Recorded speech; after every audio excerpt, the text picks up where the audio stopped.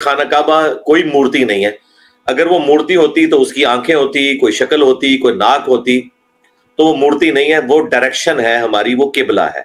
جو وہاں پہ ڈیوٹی پہ مامور لوگ ہوتے ہیں فوجی, انہوں نے تو باقاعدہ بوٹ پہنے ہوئے ہوتے ہیں.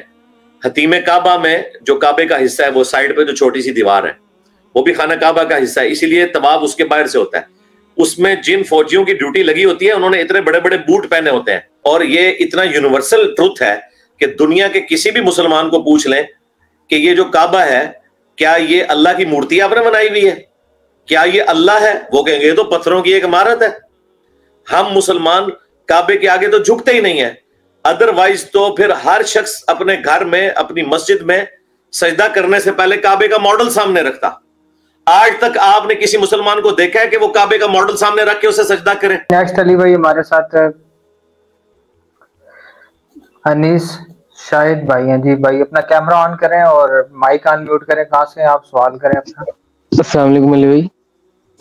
وعلیکم السلام ورحمۃ اللہ وبرکاتہ. جی چھوٹے بھائی کہاں سے آپ؟ جی میں لاہور سے ہوں. اچھا اپنا کوشچن کریں.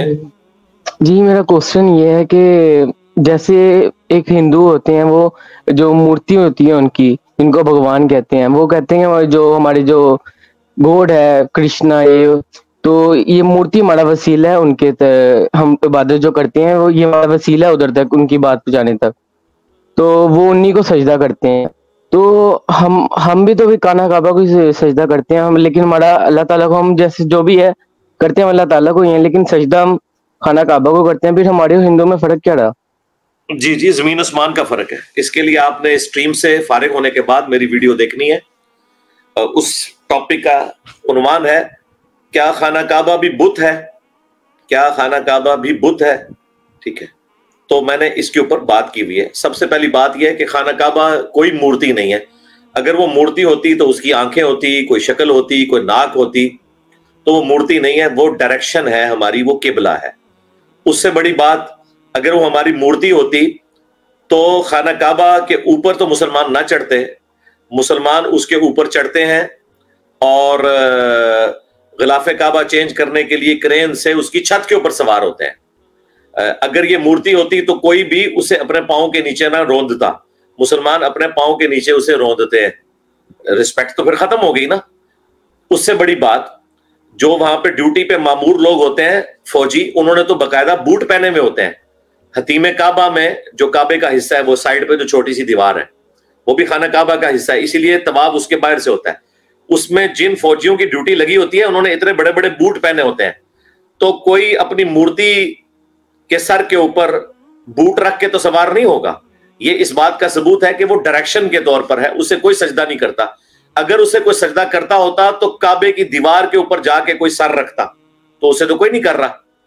ایک حجر اسود ہے, اسے بھی چوما جاتا ہے, اس کے اوپر بھی سر نہیں رکھا جاتا. تو یہ بات ان کی بالکل غلط ہے کہ مسلمان جو ہے وہ کعبے کی جو ڈائریکشن ہے یا کعبے کی جو بلڈنگ ہے وہ کوئی اللہ تعالیٰ کی مورتی بنائی ہوئی ہے. اور یہ اتنا یونیورسل ٹروتھ ہے کہ دنیا کے کسی بھی مسلمان کو پوچھ لیں کہ یہ جو کعبہ ہے کیا یہ اللہ کی مورتی آپ نے بنائی ہوئی ہے, کیا یہ اللہ ہے, وہ کہیں گے یہ تو پتھروں کی ایک عمارت ہے, یہ اللہ ہے ہی نہیں ہے. یہ کیا اللہ کا بت ہے, وہ کہیں گے بت تو ہے ہی نہیں ہے, بت کی تو شکل ہی نہیں اس کی. کتنی نان سینس بات ہے کہ کوئی اس کو بت کے ساتھ تشبیہ دیتا ہے. بالکل ایسا نہیں ہے. بت انہوں نے بنائے ہوئے ہیں جن کے آگے یہ لوگ جھکتے ہیں. ہم مسلمان کعبے کے آگے تو جھکتے ہی نہیں ہیں, ادروائز تو پھر ہر شخص اپنے گھر میں اپنی مسجد میں سجدہ کرنے سے پہلے کعبے کا ماڈل سامنے رکھتا. آج تک آپ نے کسی مسلمان کو دیکھا ہے کہ وہ کعبے کا ماڈل سامنے رکھ کے اسے سجدہ کرے؟ ہم تو اپنے کمرے میں بیٹھے ہوئے ہیں, مسجد میں بیٹھے ہوئے ہیں, ہماری مسجدوں میں بھی کعبے کا کوئی ماڈل سامنے نہیں ہوتا. ہم تو قبلہ رخ کھڑے ہو کے نماز پڑھ رہے ہوتے ہیں. قبلہ ہم سے جو ہے وہ 2-3 ہزار کلومیٹر دور ہوتا ہے. تو اگر یہ ہماری مورتی ہوتی تو جب کبھی بھی ہم نماز پڑھتے تو سب سے پہلے لا کے قبلے کے ماڈل سامنے رکھتے کہ یہ دھیان کرنے کے لیے ہم نے خدا کی طرف ایک مورتی رکھی ہوئی ہے. تو بالکل نان سینس بات ہے. ہمارا مقدمہ انٹرنیشنل عدالت میں لے جائیں, پہلی پیشی کے اوپر فارغ ہو جائے گا کہ اس کا کوئی لینا دینا ہی نہیں ہے مورتیوں کے ساتھ. سیکنڈ کوشچن کر لیں. اچھا سیکنڈ کوشچن میرا یہ ہے علی بھائی کہ ایک حافظ جو ہوتا ہے, حدیثوں میں ہے کہ نصرت احمد اور حدیثوں میں ہے کہ جو حافظ ہوتا ہے اس کے ماں باپ کو ایک تاج دیا جائے گا جو سورج سے بھی زیادہ چمکے گا، اور ایک لباس جنت کا لباس دیا جائے گا. تو اگر جو حافظ ہے اس کے ماں باپ اگر مشرک ہوں یا اس کے کافر ہوں تو اس کے لیے کیا ہوگا؟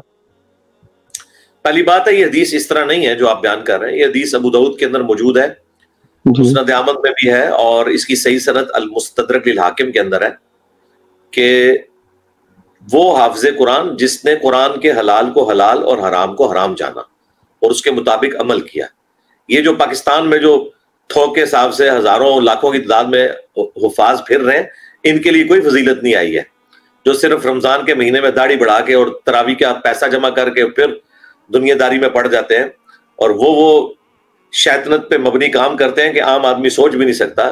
شیطان بھی پناہ مانگتا ہے اس قسم کے حفاظ سے. یہ ان حفاظ کی بات نہیں ہو رہی ہے، بعمل حفاظ کی بات ہو رہی ہے. شاید کوئی لاکھوں میں ایک آدھ ہو جس کے لیے یہ فضیلت ہے.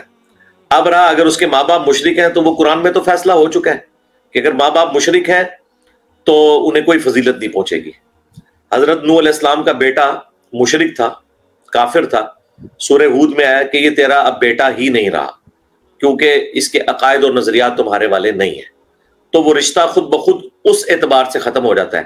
ہاں، دنیا میں ماں باپ کافر ہوں ان کے ساتھ معروف طریقے سے آپ نے بیہیو کرنا ہے، لیکن جو اللہ کے حضور وہ رشتہ ہمیشہ کے لیے منقطع ہو جاتا ہے.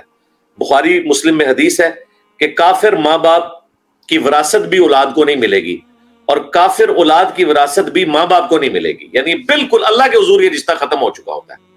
وہ صرف ماں باپ کے ساتھ حسن سلوک کا حکم ہے کہ انہوں نے بچپن میں پالا تھا اس اعتبار سے. ادروائز وہ ساری کی ساری چیزیں شرعی معاملات میں وہ ماں باپ آپ کے نہیں رہیں گے آخرت کے اندر، تو وہ انہیں کوئی فضیلت حاصل نہیں ہوگی. ٹھیک ہو گیا؟ چلے پکچر بنوا.